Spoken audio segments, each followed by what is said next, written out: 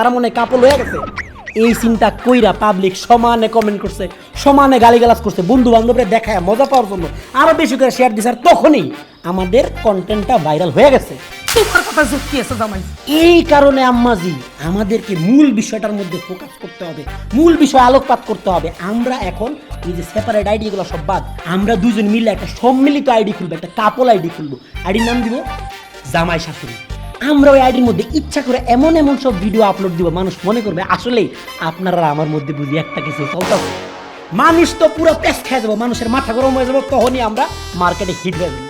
একবার যদি আমরা এই জিনিসটা ঠিক মতো কন্টিনিউ করতে পারি, আমি নিশ্চিত পুরো দেশটার মধ্যে একটা লাড়াচাড়া খেয়ে যাবো। আমি তো মনে করতেছি সেফুদার মতো আবার ন্যাশনাল হিরো আমরা হয়ে যেতে পারি। জামাই বাবাজি, জি আম্মাজি। আমি বুঝে ফেলছি কি করতে হবে। কি বুঝছেন? আর পিছনে হাঁটা যাবে না, সামনে আগাইতে হবে, শত্রুপক্ষকে ধ্বংস করতে হবে, মানে হাজার অস্ত্র নিয়ে নামতে হবে। চলো স্টার্ট শুরু করে দেই।